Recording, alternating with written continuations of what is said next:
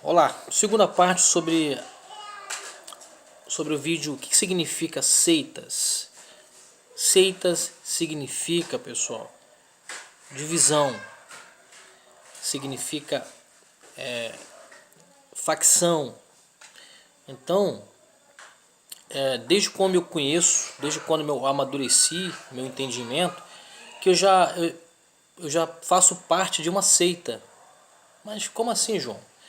Sim, porque eu todos os meus familiares são pentecostais, né? São pessoas que tiveram toda a sua história na igreja Assembleia de Deus, né? E para mim, que hoje tenho conhecimento, que estou adquirindo conhecimento, eu observo que eu convivi dentro de uma divisão, dentro do próprio cristianismo, dentro do próprio segmento do cristianismo, né? Então as igrejas, elas meio que se dividiram entre si. Então, para mim se eu for olhar, repetir o que eu já falei, se eu for olhar pelo lado homocêntrico, né, o homem no centro da religião, eu diria que todos os segmentos religiosos são seitas, porque se dividiram. E qual foi a parte que, que nós não entendemos do Salmo 133, que diz: tão bom e quão suave é que os irmãos vivam em união? Eu escuto hoje, né, hoje a igreja denominada pelo pastor fulano não gosta que o membro vá visitar uma outra igreja. A igreja, outro segmento denominado pelo pastor fulano também não gosta que vá. Enfim, essa guerra entre que podemos dizer que essa facção entre o mundo do cristianismo gera um problema sério no mundo espiritual. E segundo o que eu sei, uma entrevista sobre um Papa, um repórter perguntando ao Papa, não sei, eu não vi essa entrevista, não posso dizer se ela é verdadeira, mas eu escutei falar, então estou falando o que eu ouvi falar, não estou aqui afirmando nada, mas perguntaram a ele sobre o crescimento desordenado do... O repórter parece que quis até meio que ironizar o cristianismo, né? Os cristãos que crescem, verdadeiramente crescem, porque é um segmento abrindo atrás do outro nas esquinas, né? Diferente, né, das igrejas primitivas, né, que eu falei que foram os calvinistas, né, os presbiterianos, né, os primeiros, os congregacionais, os batistas, os presbiterianos foram os primeiros missionários no Brasil. Então tem uma história, né? Então a gente não está falando de uma pessoa que pegou o caminhão andando, entendeu? Como está acontecendo. Então o repórter pegou por esse meio aí, né?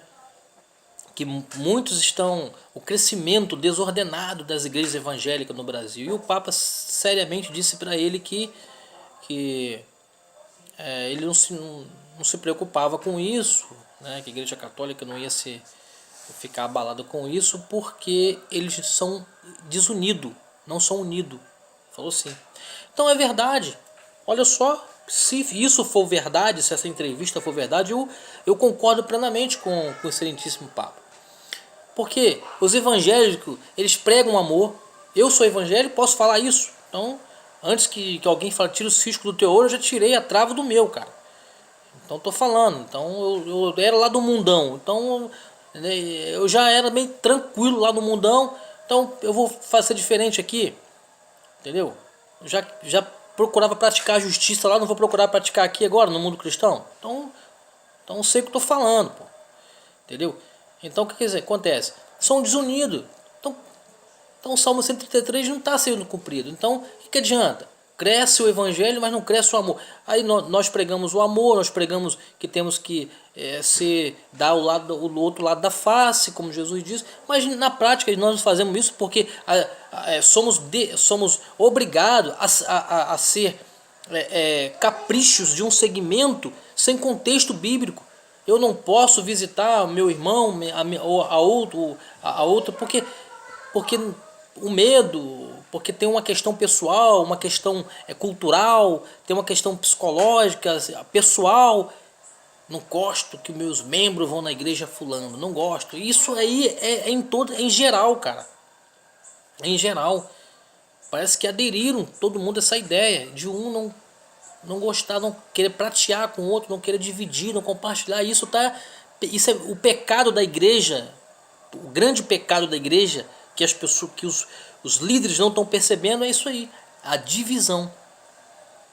Então o Salmo 133 está dizendo bom e quão suave é, não está falando bom e quão suave é que determinado grupo vive em união, está falando tão bom e quão suave é que os, então plural, os irmãos, ou seja, todos que professam a mesma fé, embora tenham a mesma interpretação. Para você ter uma ideia, querido, Paulo, o apóstolo, grande apóstolo Paulo, Pedro, grande apóstolo Pedro, que depois ficou mais Pedro ainda, né? Que Pedro era um pouco meio rebelde, e Paulo botou ele no eixo. Paulo e Pedro tiveram discussões culturais, ao ponto de Paulo dizer para Pedro, olha, Pedro, você prega uma coisa e vive outra, você prega contra os gentios e vive com os gentios, você ganha as almas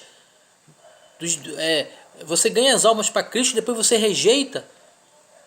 Então Paulo já brigava com o apóstolo Pedro, já discutia ações culturais. Eu não sei o que deu no final dessa história. Pedro é um grande excelente pregador da palavra de Deus, como Paulo é e está sendo até hoje. Mas isso aí, mas resolveram a situação. E hoje não, e hoje a briga continua. Se eu tenho um problema cultural, ou costume, ou interpretação meio equivocada de um do outro, eu tenho que me separar. E isso causa um problema muito grande. Entendeu? Então as pessoas não podem sair de um segmento e visitar, levar a palavra, pregar, porque tem que.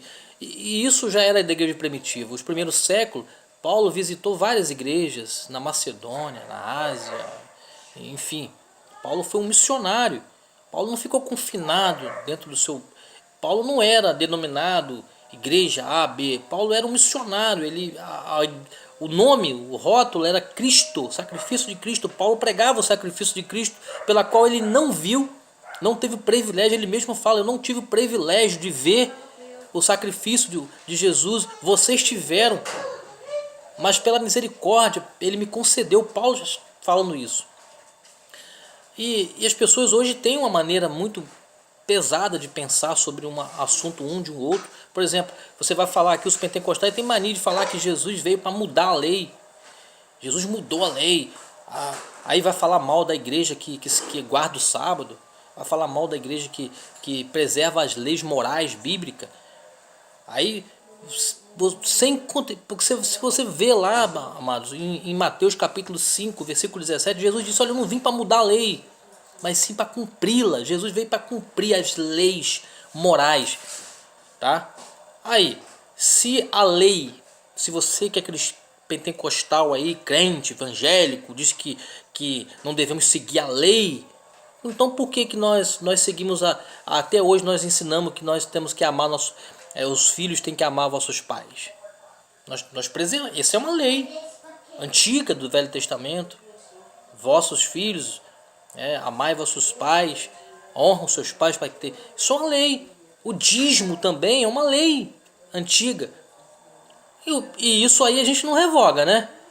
Agora vocês querem falar mal de outros segmentos então as leis morais, o sábado, quem dera eu pudesse guardar o sábado, o domingo, a segunda para Deus e só fazer o bem. Porque foi isso que Jesus fez.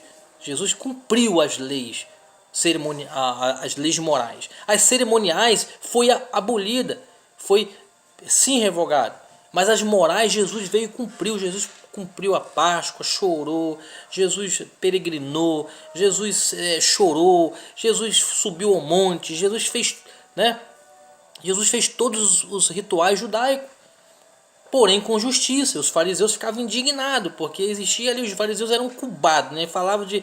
Então, enfim, não quero me ater muito nisso aí, porque a demora já está estourando. Mas enfim, o que eu quero dizer é que sejamos mais cumpridores do que diz respeito ao que nós pregamos. Tão bom e quão suave é. Então, quando o pastor lê tão bom e quão suave é que os irmãos vivem em união, não é você ser unido só com a sua igreja, com os membros da sua denominação, não. É com todos. Então, quando você se aparelhar com adventista, com batista, com metodista, com presbiteriano, que são joias antigas do cristianismo no Brasil, você sauda eles com a paz, com bom dia, com boa tarde, seja lá o que for.